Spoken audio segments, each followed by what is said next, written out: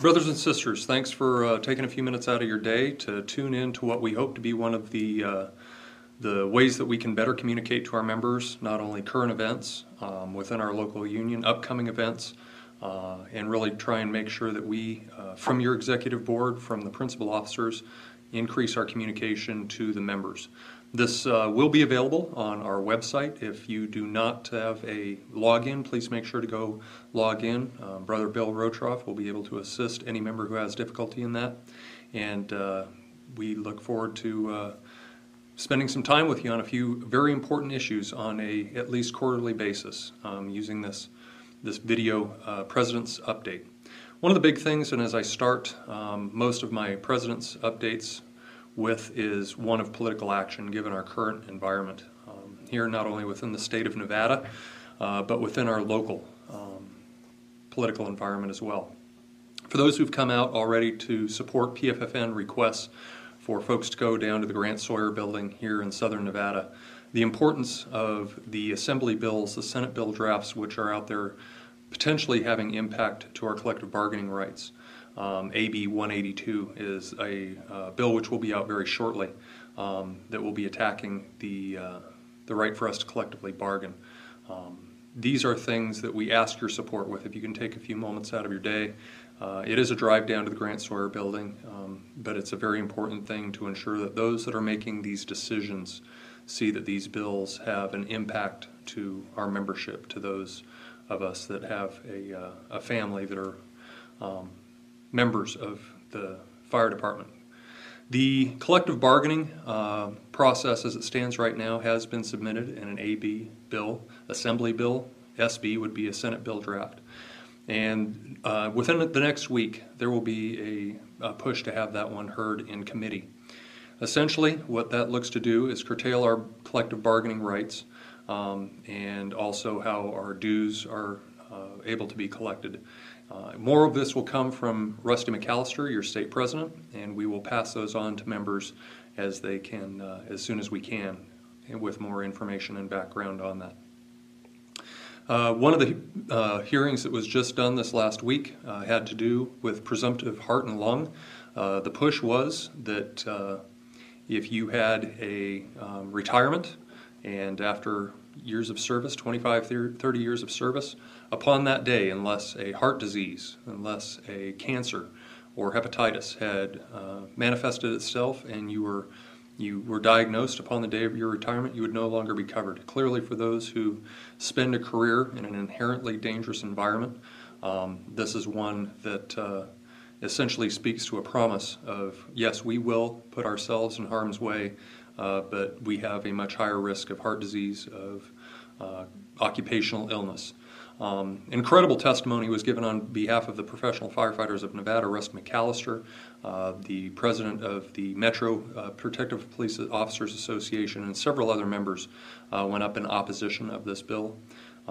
Those who had presented it had very little background. They were ill-prepared, and right now it is still within that committee. It has not taken any final action on whether or not there would be a vote. Another bill draft which was just had just taken place was a consideration of changing up your PERS board, our PERS board, to include two folks who were from private business. The interesting thing about PERS nationally is that we are seen as best in class. Well, yes, some of the discussion of a GASB liability is being played out, and that essentially can be equated to a mortgage. If you have to pay your mortgage today, 100% of it, would you be able to do that? I personally could not. Same goes with your pension system. If everyone within the pension system were to retire today, could that pension system deal with that liability? And the answer is no. This is something that is not new to us, having this pension system attacked nationally when we see other places that have gone to hybrid systems or a defined contribution rather than a defined benefit.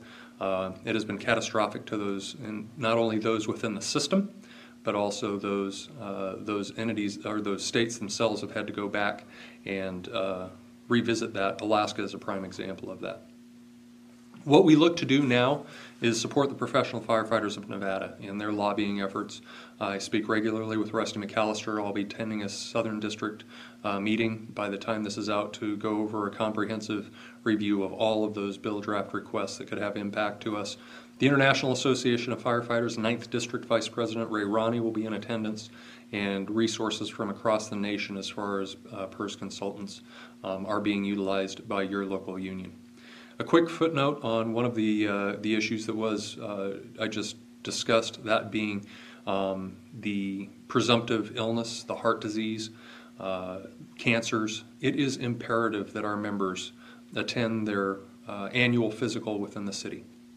Unfortunately, we have had a couple of instances where members have been denied benefit, denied their claims, and on one of those instances, what is being used is the fact that a physical was missed.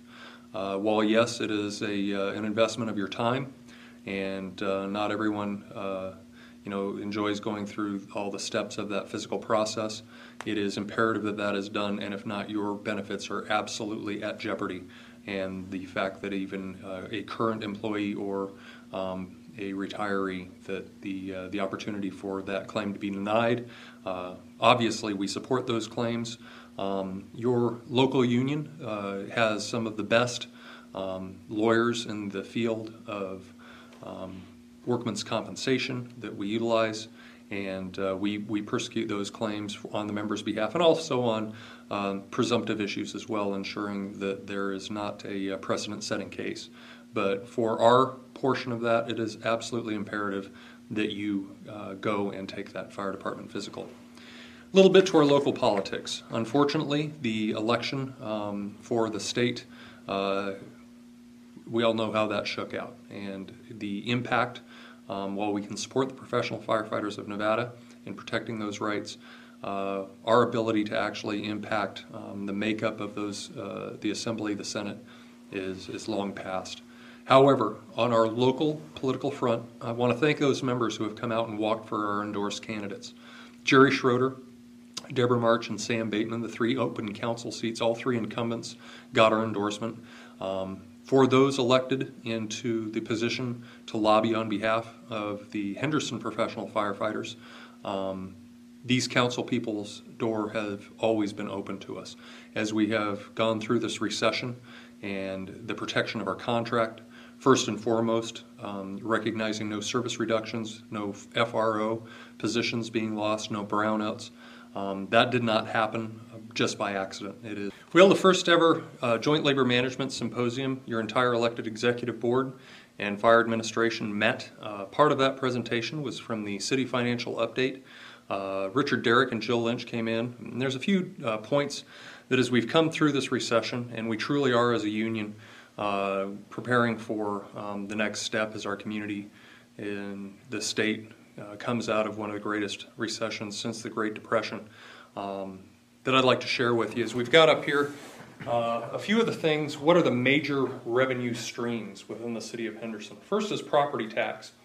And we have within the city of Henderson the lowest property tax on assessed value of your home of any of the major entities.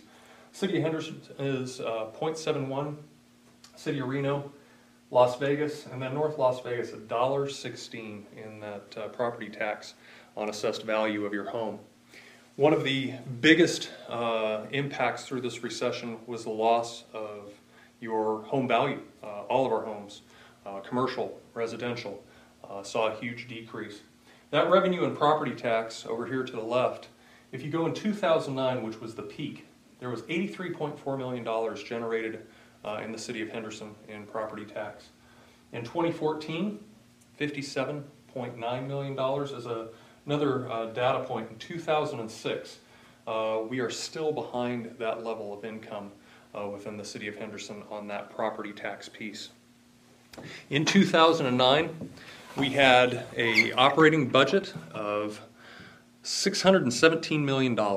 We served a population of 269,383. In 2015, we looked to have an operating budget of $482.8 million, servicing over 280,000. The constraints upon the local budget are absolute. It's something that is very constrained by state law, and that property tax can increase year over year, only 3%, and commercial being 8%.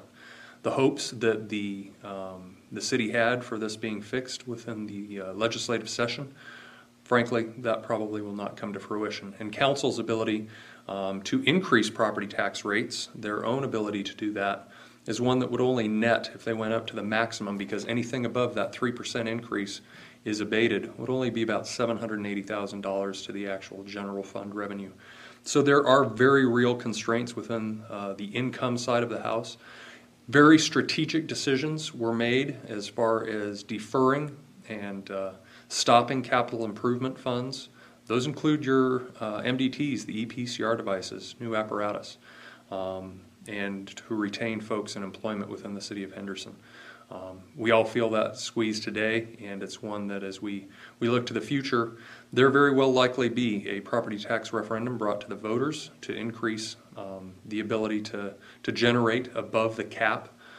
This is something that was recently done within the library district and the school district, both of which failed absolutely, with massive voter turnout in our community, the city of Henderson, specifically within the retiree communities. Your local union has led within the city of Henderson traditionally in our political action. This year is no different with our city council races. We were the first to endorse, not only in name, but also financially, those incumbent candidates.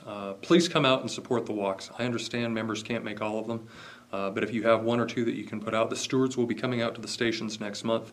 Sign-up lists will be there. We're going to be offering a new program where we will have PAC shirts, our political action shirts, for those that donate to your political action fund.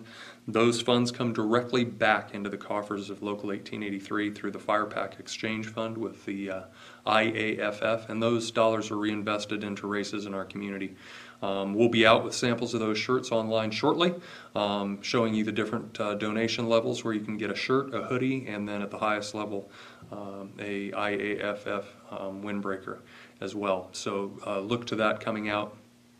The 4896 updates, as you've seen from Chief Goebel, overall, things appear to be going very well as far as productivity, safety, those major concerns. We are meeting our training, and daily staffing continues to be one of the challenges on the second day. The simplest solution is just signing up. We will be bringing the issue of the 4896. Remember, we're on a one-year trial period. The contract committee will be meeting April and May timeline.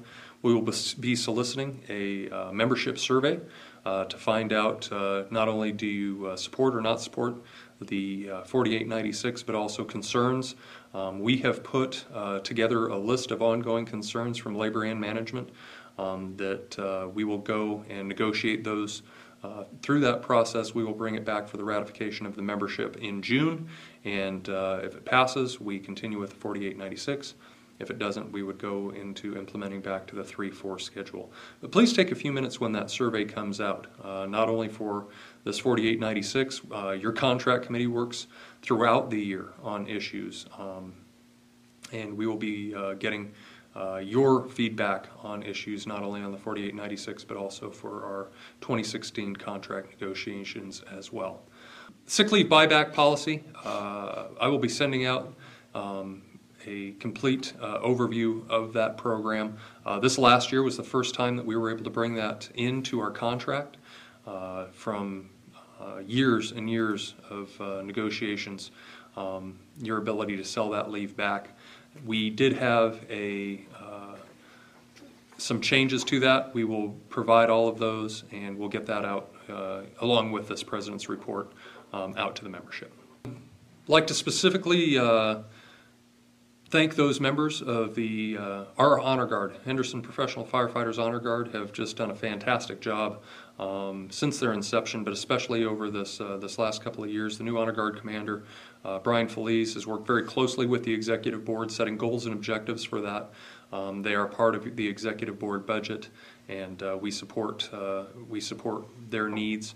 We've also partnered with administration. They were able to cut a check for $1,000, purchasing flags and other items necessary for the Honor Guard. But just a huge thanks to those members that volunteer their time, not only in practice, which is quite a bit, but also in going out and representing. When you're in the state of the city with every elected official from around the entire valley, and our Honor Guard is given the opportunity to open up that ceremony, it is truly something that is very well noted, and a huge thanks to those members for getting out and